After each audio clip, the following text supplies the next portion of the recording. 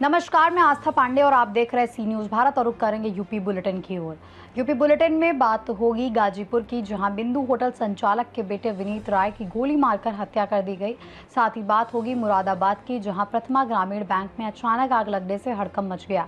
ऐसी तमाम खबरों पर विस्तार से करेंगे चर्चा। खबर गाजीपुर से है, जहां शहर में बिंदु होटल संचालक के बेटे विनीत राय की गोली मारकर हत्या से इलाके में सनसनी फैल गई। घटना के बाद पूरे क्षेत्र में दहशत का माहौल है।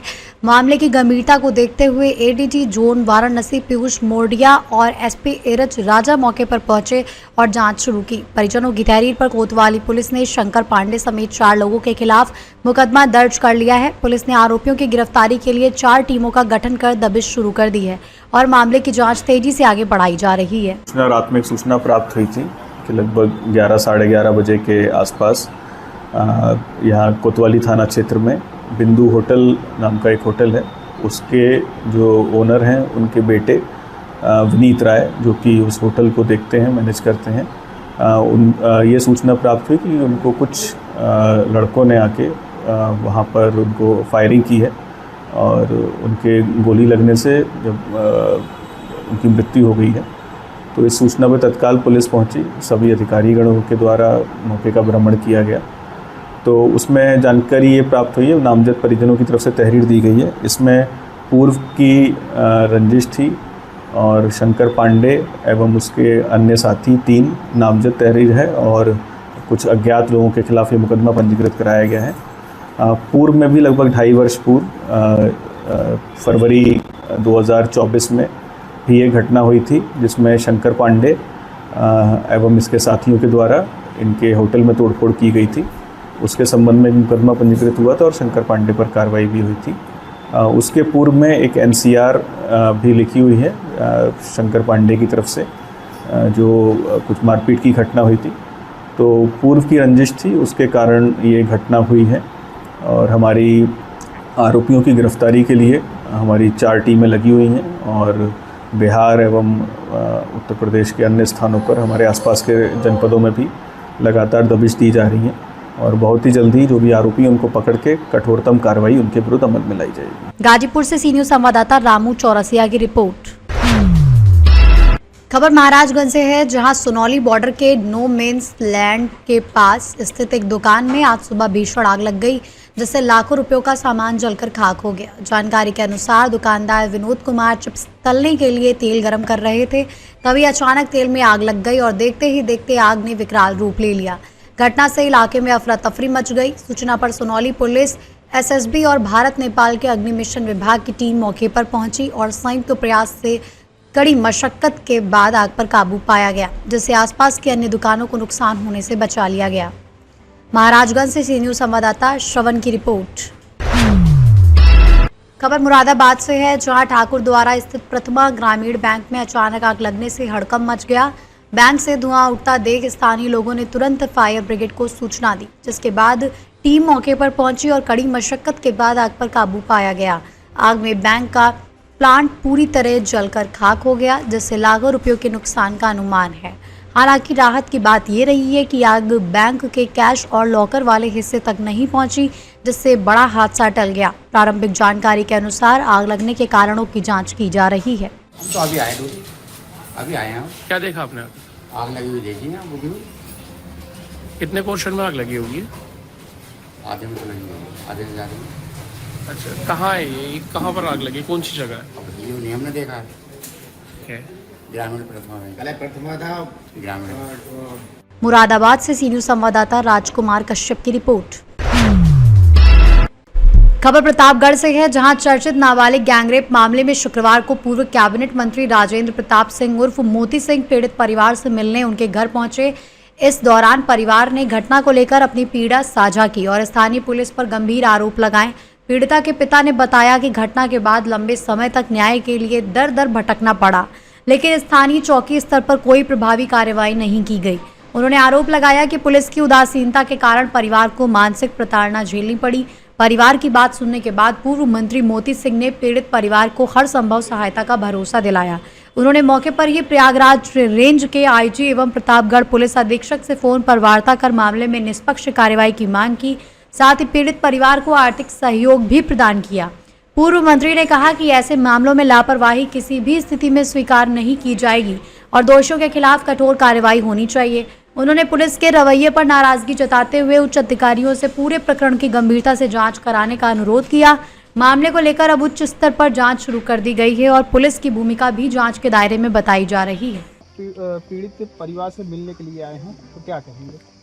यही कहेंगे कि दोषी के विरुद्ध ऐसी कार्रवाई हो जो समाज के सामने उदाहरण बने और किसी भी गरीब की बेटी की तरफ आंख उठाने की कोई हिम्मत न करे। और आज इस परिवार के दुख को देखकर हम सब दुखी हैं और इनके साथ हैं।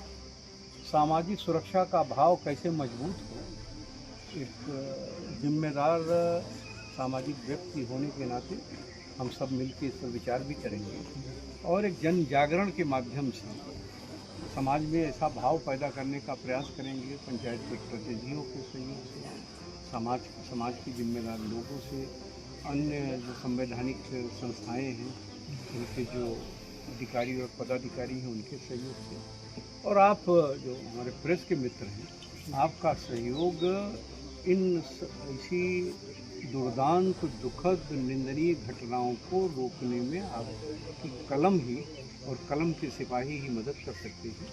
इसमें आप सबके भी सहयोग का अनुरोध है। इसमें जिन जिन लोगों ने शीतलता बरती है, चाहे वो प्रशासन का पक्ष रहा हो, चाहे वो समाज का पक्ष रहा हो, पीड़ित परिवार का किसी को बख्शा नहीं जाना चाहिए। पीड़ित परिवार का आरोप है कि जब वो तहरीर देने के लिए गए तो वहाँ पे जो तैनात दरोगा बैठे थे उन्होंने तहरीर बदलने की बात कही और अपने मन मुताबिक तहरीर लिखवाया गया। क्या कहेंगे? मैंने आपके सामने ही पुलिस अधीक्षक महोदय से भी और पुलिस महानिरीक्षक महोदय से भी अनुरोध किया। 12 अप्रैल 2026 को जो दिवस अधिकारी या जिस अधिकारी से पट्टी थाने के प्रभावित माता पिता अपनी बेटी की रक्षा की गुहार के लिए गए थे, जिन्हें वो देख के पहचान सकते हैं, उनका नाम वो नहीं बता सके। तो जब और जिसने ये कहा कि ये दरख्वास्त नहीं ली जाएगी, दरख्वास्त जो मैं बोल रहा हूँ वो लिखो, उनको देख के जब जांच अधिकारी पूछेंगे तो उनको ये पहचानेंगे। और ये पूरा जो घटना इन्होंने बताया, अगर उसे लिपिबद्ध करते तो 20 प्रश्न उसमें होते, जो इन्होंने एक संक्षेप में जो लिख सके अपनी टूटी फूटी भाषा में, उसकी प्रति उसका PDF हमने पुलिस अधीक्षक प्रतापगढ़ को, पुलिस महानिरीक्षक प्रयागराज को प्रेषित भी कर दिया, इस अनुरोध के साथ कि वो विधि के अनुरूप उस पर विचार करें और दोषी पुलिसकर्मी और दोषी अभियुक्त के विरुद्ध कड़ी से कड़ी कार्रवाई करें। यदि आवश्यक हो तो सेवा में रहे, सेवा में जिसने इतनी बड़ी त्रुटि की है उसकी सेवा समाप्ति पर विचार करें, और जिसने ये आरोप, जिसने यह अभियोग कारित किया है उनको ऐसा दंड दिलाएं कि जो उदाहरण। पीड़ित परिवार के साथ जो लड़ाई लड़े बजरंग दल और विश्व हिंदू परिषद वाले, उनके खिलाफ भी मुकदमा दर्ज किया गया। मैंने कहा कि वो उनका रोष स्वाभाविक था, उनका गुस्सा स्वाभाविक था। अगर पुलिस ने, स्थानीय पुलिस चौकी ने कार्रवाई कर ली होती तो ये स्थिति उत्पन्न होती, और इतना ये है जो भी स्थिति है उसमें ये भी मैं मानता हूँ कि कहीं न कहीं कानून को भी का भी विचलन हुआ। यह क्यों हुआ, उस परिस्थिति का जिम्मेदार कौन है, इस पर तो विचार करना होगा। उस परिस्थिति का जिम्मेदार अगर स्थानीय पुलिस बल था तो पहले दोषी वो है, उसके बाद वो है ना जिनसे गलती हुई। अगर समाज की बेटी को बचाने में हमारा पुलिस बल असमर्थ था, स्थानीय वो पुलिस चौकी असमर्थ थी, तो उनके पास विकल्प क्या था? उनका जो गुस्सा हुआ, उस गुस्से में ये मैं मानता हूँ कि कुछ चीज़ें जो स्वाभाविक नहीं थी वो भी हो गई। उस पर हम पुलिस अधीक्षक से अनुरोध करेंगे, उस पर बहुत विशाल हृदय से उदारतापूर्वक विचार करके उन बच्चों के राष्ट्रीय भाव का सम्मान करते हुए उन्हें दोष मुक्त घोषित करेंगे और दोषी के खिलाफ कार्रवाई। पीड़ित परिवार का आरोप है कि जो संबंधित चौकी इंचार्ज रूर के हैं वो इन लोगों को 1 महीने तक घुमाते रहे, तो क्या कहेंगे? उनके खिलाफ भी कोई कार्रवाई होनी चाहिए? मैंने कहा ना कि स्थानीय पुलिस चौकी की बार बार मैंने जिक्र किया, और जो उन्होंने कहा है वो आरोप उनके बताने से बिल्कुल सत्य प्रतीत होता है। उसमें बहुत ही नेचुरल फाइंडिंग्स लगती है। निश्चित रूप से उनके खिलाफ भी कोई रिएक्शन नहीं। प्रतापगढ़ से सी न्यूज़ संवाददाता रोहित जायसवाल की रिपोर्ट। फिलहाल इस बुलेटिन में बस इतना ही। बाकी देश और दुनिया की तमाम बड़ी खबरों के लिए बने रहिए सी न्यूज़ भारत के साथ।